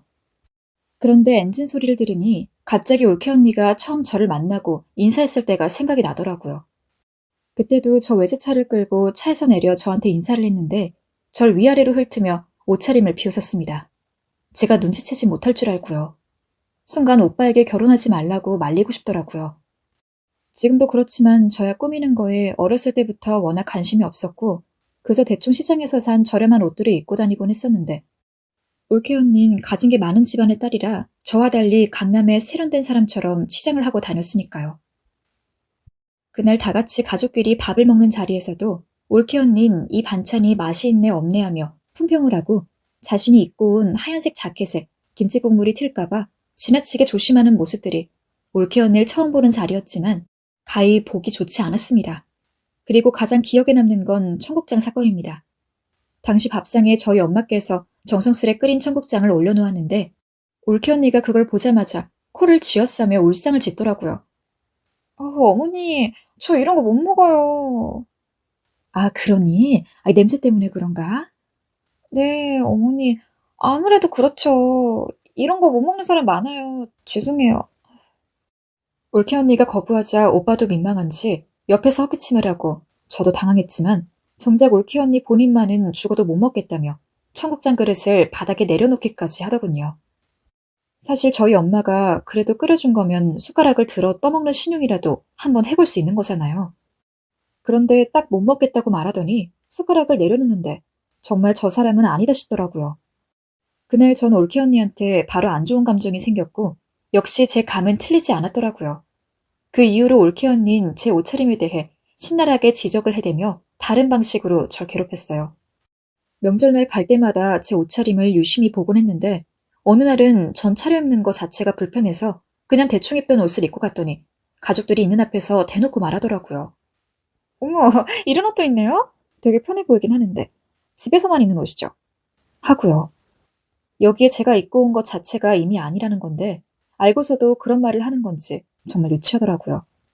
제가 아니라고 밖에 잘 입고 돌아다닌다고 하니까 그제야 자기도 괜한 말을 한 것 같은지 입을 다물더라고요. 더 웃긴 건 가족들이 없을 때 제게 몰래 와서 조언이랍시고 옷은 백화점에서 사야 그래도 입을 맛이 난다고 하는 겁니다. 그래서 제가 새 키우면서 지금도 허리가 휠지경인데 무슨 백화점에서 옷을 사요 하고 삐딱하게 퉁을 주니까 절 안쓰럽게 쳐다보더라고요. 정말이지 그 눈빛과 시선을 마주하는 기분이 참 그랬습니다. 괜히 제가 낮은 사람이 된 것 같은 느낌이 들더라고요. 그래서 전 그 후 명절에 올케 언니 만나러 올 땐 옷을 신경 쓰고 오곤 했습니다. 비참한 말 듣기가 싫어서요. 올케 언니는 저뿐 아니라 자기 남편에게도 그랬고 제 남동생에게도 그랬고 심지어 제 애들에게도 그랬습니다. 누구든 상관없이 자기가 하고 싶은 말이 있으면 꼭 말을 해야 직성이 풀리는 것처럼 배려 없는 말들을 남발하곤 했어요. 제 남동생에게도 옷차림이 후줄근하다. 취직은 언제 하냐. 이번엔 왜 회사에서 잘린 거냐부터 묻지도 않은 말들을 줄줄이 하기 시작하는데 그래서인지 남동생은 언젠가부터 명절에 다 같이 모이길 꺼려하더라고요. 심지어 저희 애들한테도 장난감 같은 선물 하나를 줘도 집에서 이런 거 못 가지고 놀지 하는 장난을 치곤 했는데 그 장난이 너무 불쾌해서 기분이 상하곤 했습니다. 더군다나 제가 화를 내지 못하게 장난이라면서 상황을 무마시키니 더 얄미웠죠. 그렇게 올케 언니는 그 누가 봐도 도통 사람에 대한 배려라곤 모르는 사람이었어요. 그리고 어찌나 자기 집 자랑은 하대는지 올케 언니는 중소기업의 사장 딸이었는데 대단한 것도 아닌 걸 가지고 아버지가 어렸을 때부터 자신을 끔찍이 여겼다. 그래서 오빠를 반대하기도 했다. 어머닌 자기에게 명품 아니면 사입지도 못하게 했다. 등등 마치 자신을 무슨 귀족처럼 포장해 있는 허영심 없는 허영심은 다 떨었어요. 그런 올케 언니 앞에 우리 가족이야 뭐 완전히 시골 촌뜨기 사람들이었죠. 그래서 그런지 올케 언니는 외려 저나 저희 집 식구들이 있으면 더더욱 자랑을 해대곤 했습니다. 어제 산 명품 가방이며 지갑이며 구두며 그런 것들을 누리면 마치 그게 자기가 명품이라도 되는 듯 그랬습니다. 어쩔 땐 그런 올케 언니가 참 암스럽기도 하더군요. 잘난 게 없는 것 같아 저렇게 잘난 척을 해야 살맛이 나나 싶어서요.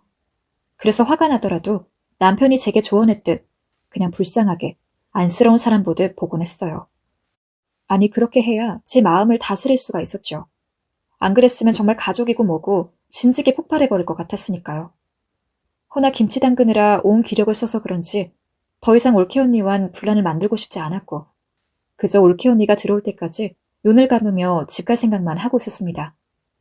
그런데 올케 언니가 딱 들어왔는데 진짜 눈부시더라고요. 물론 좋은 의미가 아니라 전혀 다른 의미로요. 무슨 놈의 금이랑 보석을 그렇게 덕지덕지 달고 왔는지 땅 보러 온 부자 아줌마인 줄 알았습니다. 원래도 사치스럽게 하고 다니긴 했지만 오늘은 유독 더 그러더라고요.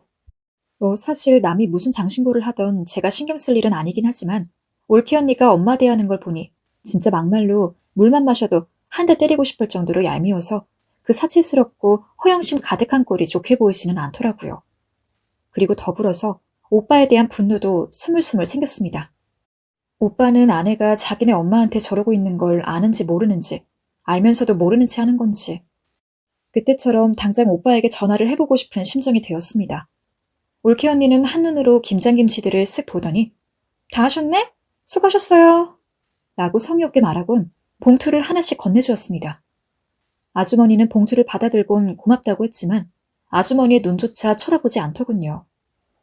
봉투를 다 건네준 올케 언니는 두리번거리더니 저한테 어머니는 어디 계시냐 물었습니다. 그래서 전 어제 너무 무리하셨는지 지금 방에 누워 계시다고 그래서 제가 엄마 대신 일한 거라고 답했습니다. 제 말을 들은 올케 언니는 약간 얼굴을 찌푸리며 어머니 방으로 가더군요. 저는 내심 올케 언니가 엄마한테 아픈데 고생시켜서 미안하다거나 하는 종류의 사과를 할 거라고 생각했습니다. 근데 하는 말이 정말 가관이더군요. 어머니는 제가 휴대폰 요금 매달 내드리고 있으니까 따로 안 드려도 되죠? 그래도 제가 어제 어머니 고생한 거 봐서 아가씨는 좀 챙겨드렸어요. 그래, 고맙구나. 내가 오늘 일 못해서 미안하다. 허리가 너무 아파서. 괜찮아요, 그럴 수 있죠. 이해해요. 저 어머니 근데 너무 죄송한데 제가 다음 달 초에 남편이랑 여행을 잡아서 혹시 식당 좀 봐주실 수 있으세요?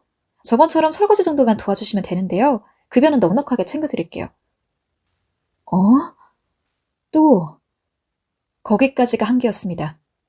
그동안은 엄마 봐서 꾸역꾸역 참았는데 저렇게까지 대바라지게 구는데 제가 오빠 아내라고 해서 엄마 며느리라고 해서 애써 착하게 대할 이유가 없더라고요. 손 하나 까딱하림이 없어서 계속 소파에만 있었는데 저 말을 들으니 어디서 그런 힘이 났는지 저는 벌떡 일어나서 올케 언니한테 다가가 봉투를 면전에 던져버렸습니다. 올케 언니는 바로 토끼눈이 되어 저를 쳐다보았어요. 지금 뭐 하는 거예요? 뭐 하는 거긴요. 우리 엄마한테 지금 뭐라고 한 거예요? 돈으로 사람 부려먹으면 말이라도 곱게 해야지. 지금 그게 무슨 행동이에요? 핸드폰 요금 그까짓 거 얼마나 한다고 나이 든 사람을 이렇게까지 부려먹고도 모자라서 가짜게 유세를 떨어요? 기가 막혀. 요금 내주는 것만으로 고마워해야지. 나한테 빌부터 살고 있는 건데. 그럼 내가 돈을 또 따로 줘야 한단 말이에요? 어머니가 말씀해보세요. 저번에 저한테 식당 일하고서도 돈 받으셨잖아요. 그 봉투 있으시죠? 제가 드린 3만 원. 얼른 꺼내보세요. 다 못 쓰셨을 거 아니에요. 예전에 엄마에게 물은 적이 있었습니다. 엄마, 올케 언니가 정말 엄마 많이 챙겨주는 건 맞아? 건강식품도 갖다 주고 그래? 하고요. 근데 그러자 엄마가 그럼 하고 대답하더니 올케 언니에게 받았던 봉투를 보여주었습니다. 저번에 하루 일해줬더니 그걸로 이 돈을 다 챙겨주더라고 말하면서요. 그땐 몰랐습니다. 액수가 얼마였는지.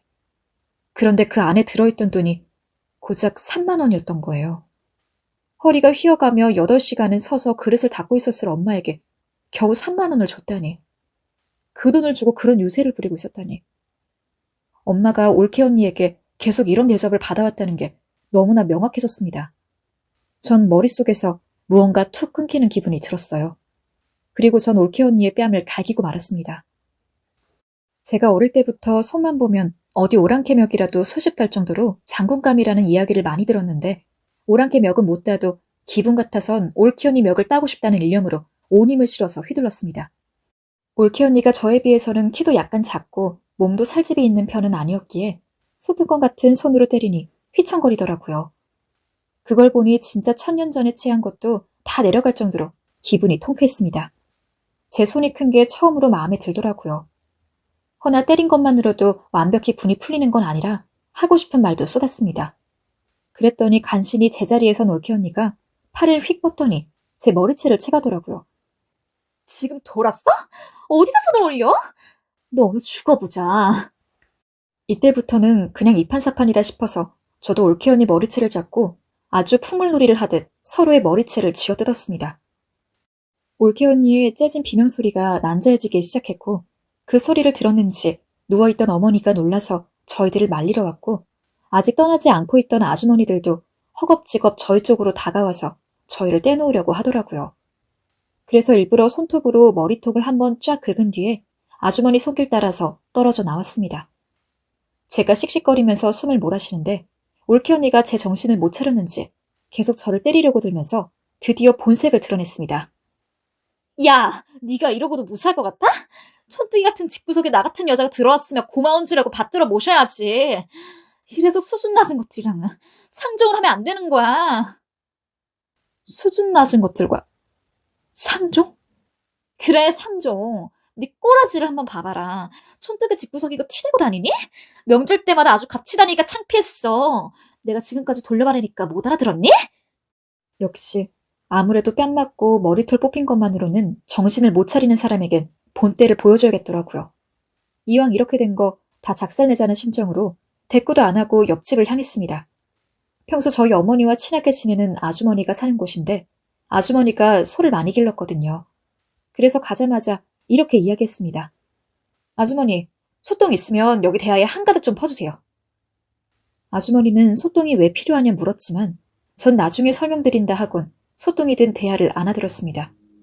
냄새가 구리구리한 게 들고 가는 저도 구역질이 날 정도였지만 이걸 집으로 가지고 들어가야 한다는 일념하에 토악질이 치미는 걸 꾹 참고 집에 갔습니다. 들어가니 아주머니들이 올케 언니를 막 말리고 있었죠. 아마도 자기가 화가 나는데 내가 대뜸 나가니 날 따라오려고 했거나 그랬던 것 같아요. 일부러 묻지는 않았습니다. 지금 중요한 건 그게 아니었으니까요. 저는 대야에 있는 소똥을 아까 담근 김치 500포기 위에 싹 뿌렸습니다. 제 행동에 아주머니들도 어머니도 올케 언니도 모두 경악했습니다. 허나 전 일부러 혹시나 안 묻은 곳이 있을까봐 발로 소똥을 김치에 잘 발라주기도 했죠. 올케 언니는 절 미친 사람 보듯 보며 손과 발을 덜덜 떨었습니다. 하지만 전 그런 올케 언니를 향해 씩 웃어주었고 그리고는 콜택시를 불러서 아주머니 도움을 받아 엄마를 부축했습니다. 엄마, 가요. 엄마는 가는 순간까지 일을 어쩌면 좋으냐고 뒷일을 걱정했지만 저는 아니었습니다. 엄마와 함께 택시를 타고 저희 집으로 올라왔는데 택시비가 왕창 깨지긴 했지만 아깝지도 않을 만큼 속이 너무 시원하더라고요. 이래서 드라마 주인공들이 이런 짓을 하는구나, 이런 기분이구나 알 것만 같을 정도로 속이 뻥 뚫리는 것 같았습니다. 그렇게 한바탕 저질러 놓으니 진짜 속이 후련한 것이 이제야 두 발 뻗고 잘 수 있을 기분이 들었습니다. 어머니는 저를 나무라면서도 계속 걱정하는 기색을 보였지만 저는 엄마에게 그런 사람 며느리 대접해줄 필요 없다고, 나한테도 그 사람은 그냥 오빠 아내지 내 가족 아니니까 뭐라고 하던 신경 안 쓴다고 말하고 엄마를 작은 방에 모셨습니다. 집에 들어온 남편은 갑자기 저희 엄마가 와 있으니 놀랐지만 제가 있었던 일을 싹 다 이야기해줬더니 경악한 얼굴로 듣더니 당신답네 라고 말하더라고요. 그날 밤 제가 그 올케 언니한테 그 난리를 치고 갔으니 오빠한텐 당연히 전화가 오더라고요. 전화를 받자마자 오빠는 자초지 좀 묻지도 않고 소리부터 쳤습니다. 야, 너 미쳤어? 미친 건 올케 언니고 엄마가 무슨 일을 겪었는지 알아? 올케 언니가 허리 구부러진 엄마 김치 담그라고 시키고 심지어 내가 오는 날 나를 잡았다고 하더라. 그러면서 엄마가 허리 통증 때문에 일 못하고 누워있으니까 엄마한테 와서 핸드폰 요금 내줬으니 돈 안 줘도 되냐고 그러는데 어떤 딸이 그 말 듣고 화가 안 나? 오빤 지금 여기 올케 언니 편을 들 때야? 전 오빠한테 무슨 일이 있었는지 하나하나 낱낱이 알려줬습니다. 정말 하나도 안 빠지고요. 그런데 오빠란 놈은 꾸역꾸역 자기 아내 편을 들더라고요. 아무리 그래도 그렇지 네가 왜 난리야. 찬물도 위아래가 있는 건 몰라? 소똥으로 김치를 바르지 않나 뺨을 때리지 않나. 그게 지금 정상적인 행동이라고 생각해? 정상이건 비정상이건 따지기 전에 올케 언니 행동부터 생각해. 언니가 우리 엄마 집으로 불러 제끼고 식당으로 불러서 일 시키고 이거 다 알고 있었으면서 왜 그간 엄마 안 말렸어? 엄마 왜 안 말렸냐고. 오빠가 그러고도 아들이야? 엄마가 오빠를 얼마나 애지중지 키웠는데. 바쁘면 사람 쓰기 그러니까 엄마 부를 수도 있는 거지. 그걸 가지고 무슨 난리야. 그리고 내 아내는 하루 종일 식당 운영만 신경 쓰게 해도 바쁜 사람이야. 집안일 소홀하면 엄마가 와서 도와줄 수도 있는 거지. 저번에도 엄마가 해준다는 거야. 엄마 성격에 그럼 올케 언니 부탁을 거절하겠어? 오빤 그렇게 엄마를 몰라? 그리고 그렇게 바쁘면 사람을 쓰라 해. 엄마한테 돈을 얼마 줬는지 알아? 하루 종일 설거지 시켜놓고 겨우 3만 원 줬더라. 그것도 간지덕질하는 식으로 나한테 보여주라고 하더라고. 3만 원? 오빤 3만 원이란 숫자에 그제야 당황하는 듯 했고 말을 버벅거렸습니다. 아, 진짜야? 확실해? 그렇다고 올케 언니한테 물어보면 되잖아. 오빤 잠시 후 전화를 내려놓더니 옆에 있던 올케 언니와 대화하는 것 같은 목소리가 들렸어요. 그러다 올케 언니가 아니라고 발을 뺐는지 오빠는 다시 전화를 받더니 화를 내기 시작하더군요. 야, 아니라는데 뭔 소리야. 거짓말까지 지어서 네 올기를 그렇게 만들고 싶냐? 참 야멸차다. 야멸차. 너랑은 더 대화 못하겠다. 자, 누가 할 소리. 내가 그런 거짓말을 왜 하겠니? 그래, 그렇게 평생 와이프 감싸면서 살아. 대신 나랑 엄마한텐 연락도 하지 말고. 여기까지 오빠와 대화를 하니 정말 더 대화할 가치가 없는 것 같았어요. 그래도 오빤 이해해줄 거라 생각했는데 끝내 제 말은 귀를 닫고 와이프 편만 드는 오빠에게 배신감까지 들었고 상처라도 받을 것 같아 전화를 끊고 아예 차단까지 해버렸죠. 그리고 혹시 엄마한테도 전화가 올까봐 엄마 핸드폰에서도 오빠 번호를 차단했습니다. 물론 평생 안 보자는 식으로 대응한 건 반 정도는 진심이었지만 솔직히 반 정도는 아니었어요. 그래도 피가 섞인 가족인데 만약에 오빠가 자기 잘못을 알고 올케 언니 끌고 와서 정중하게 엄마한테 사과를 한다면 한순간의 실수이겠거니 하고 받아줄 의향이 있었죠. 성격상 절대 안 그럴 것 같다고 생각했지만요. 허나 역시나 오빠는 올케 언니의 말을 더 믿은 건지 지금까지 제게 아무런 연락도 하지 않고 있습니다. 참 그런 오빠의 행동에 가족으로서 씁쓸함마저 느껴졌네요. 그렇게 사건이 조금 마무리되고 저는 바로 엄마 허리 수술부터 예약했습니다. 상태가 너무 안 좋아서 수술을 하더라도 1년 이상 재활을 각오해야 한다는 말에 저는 알겠으니 수술만 성공적으로 해달라고 의사 선생님에게 거듭 부탁드렸어요. 일이 이렇게까지 되니까 엄마가 너무 안 되었고 불쌍하더라고요. 그래서 몇 날 며칠 아픈 엄마를 간호하며 고민을 하다 저는 남편한테 어려운 부탁을 했습니다. 여보, 혹시 엄마랑 같이 살아도 될까? 장모님이랑? 응. 엄마 아무래도 거기 시골집에 놔두는 게 좀 마음이 쓰여. 분명 거기 있으면 또 올케 언니 부탁 들어주고 다닐 텐데. 그 꼴도 보기 싫고 당신만 괜찮으면 나 엄마 모시고 살고 싶어. 솔직히 이야기하면서도 좀 무리한 부탁이라고 생각했어요. 반대로 생각해서 만약에 남편이 시부모님과 같이 살아도 되냐고 물었으면 저는 선뜻 대답 못했을 것 같거든요. 물론 남편 부모님은 일찍 돌아가셔서 그럴 일이 없기도 했지만 사실 아무리 결혼을 해서 가족까지 지낸다고 해도 상대방의 부모님은 엄밀히 말해서는 남과 같은 관계인데 모시고 사는 게 쉬운 일은 아니잖아요. 근데 남편은 잠시 생각하는 듯 하더니 제 손을 잡아주더라고요. 그래, 그러자. 당신 마음 이해해. 지금까지 장모님이 많이 고생하셨으니 여기서 우리가 재활하는 것도 도와드리고 하면 좋을 거야. 정말? 정말 괜찮아? 어떻게 그렇게 바로 흔쾌히 대답할 수 있어? 장모님이 평소에 나오면 엄청 잘 챙겨주셨잖아. 맨날 더 못 챙겨줘서 미안하다고 하시고 난 부모님이 어릴 때부터 없었으니까 뭔가 부모님이 있으면 장모님 같은 느낌이 들 것 같다는 생각 자주 했어. 저는 남편의 말에 코끝이 찡해지는 걸 느꼈습니다. 엄마가 저 모르게 남편을 많이 챙긴 모양이더라고요. 전화도 자주 하고 늘 아들 하셨다는데 남편은 그때부터 저희 엄마를 부모님처럼 생각했답니다. 그렇게 엄마는 지금 현재 허리 수술을 하셨고 지금은 꾸준히 병원을 다니며 재활하면서 저랑 남편이랑 같이 살고 있어요. 엄마가 종종 손주 보고 싶다고 말씀하셨는데 이렇게 같이 사니 매일 손주 얼굴 봐서 좋다면서 웃으시고 저희 애들도 엄마보다 할머니가 더 좋아. 라고 했을 정도로 저희 엄마를 좋아했는데 그리 좋아하는 할머니가 매일 함께 있으니 행복한가 봅니다. 쓰고 나니 제가 성질 부린 이야기밖에 없어서 조금 겸연찍어지네요. 그래도 제 행동에 후회는 없습니다.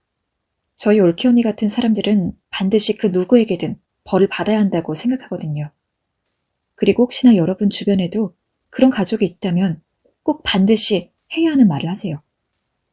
저는 다혈질이고 성질도 있어서 소똥까지 김치에 발라가며 복수를 했지만 굳이 꼭 저와 같은 방식이 아니더라도 여러분들의 소중한 가족을 함부로 대하는 사람이라면 그게 누구든 간에 하고픈 말 해야 하는 말들은 반드시 하시기 바랍니다. 절대 당하고만 계시지 마시고요.